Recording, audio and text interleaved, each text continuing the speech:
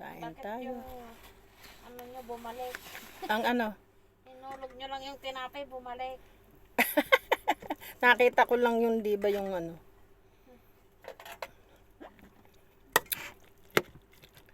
Nakita ko doon sa vlogger eh. Ha? Sa vlogger, nagturo ng paano gagawin. Tapos Tin- ginawa nyo rin. Tinaray ko.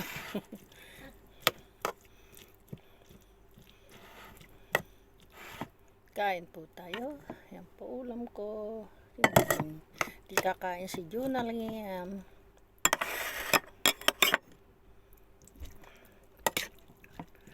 Kain, kain. Thank you kay Lord.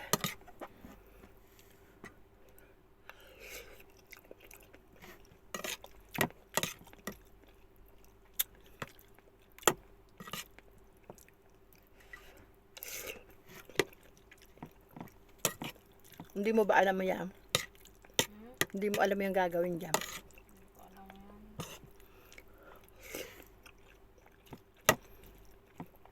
Hindi mo nakita si Jessa ngayon. Hindi mo nakita. Lakas nga ng ulan. Ay, naulan doon. Sobrang lakas ng ulan. Muntik na.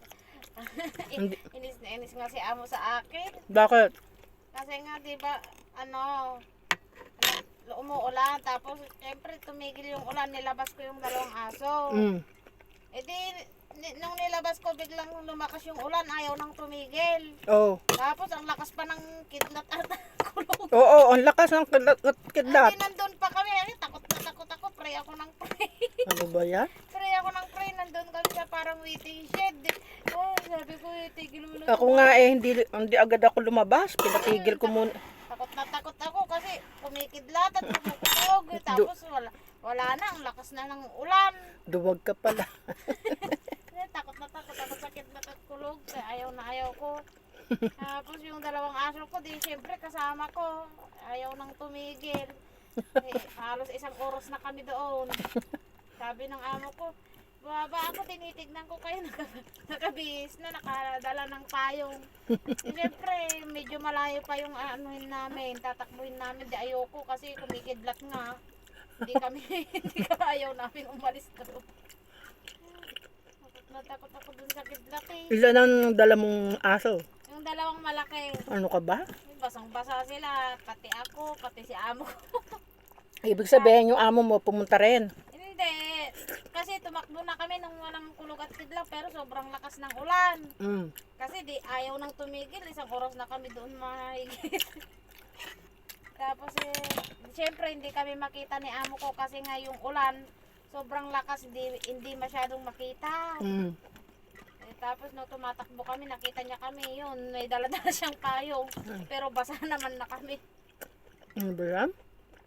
Sabi niya sabi ko sa'yo, pag malakas ang ulan, huwag ka munang bababa. Sabi ko, tumigil na. Sabi ko, di binabako sila. Sabi ko, di ko naman alam na. Biglang, Hindi pa tapos yun. biglang lumakas ang ulan, basang-basa sila. Hindi pa tapos eh.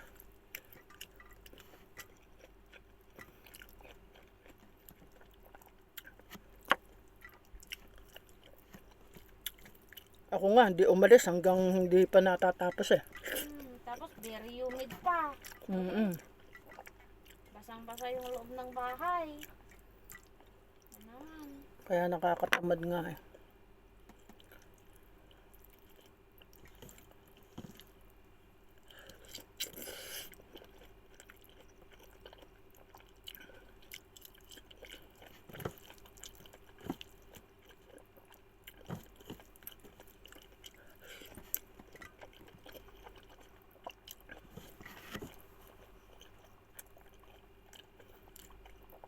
Sino nagbaba ng aso kahapon? Siya. Hindi naman nila binababayo ng umaga, gabi na, pag wala ako. So hindi binaba. Oo.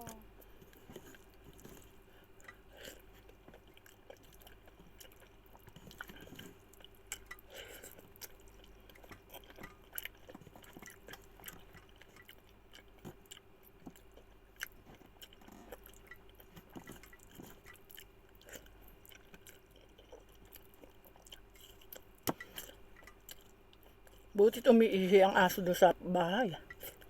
Hindi sila umiihi. Hanggat di mo sila binababa. Naku, magkakasakit siyang aso. Yun nga.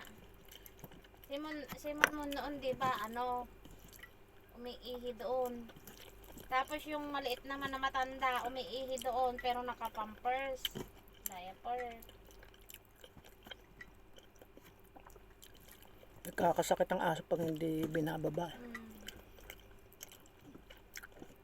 Okay lang kung naihi sila sa itaas.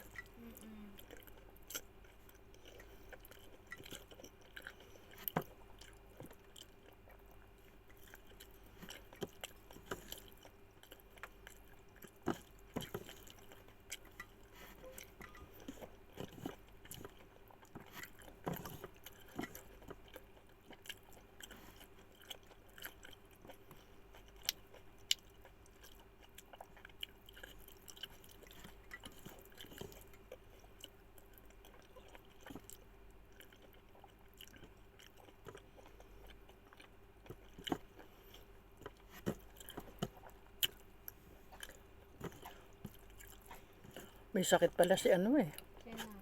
si Gemma. Bakit? Nung Sabado pa raw. Nahawa si Juliet. Andiyan naman. Oo, napasok pero may sakit.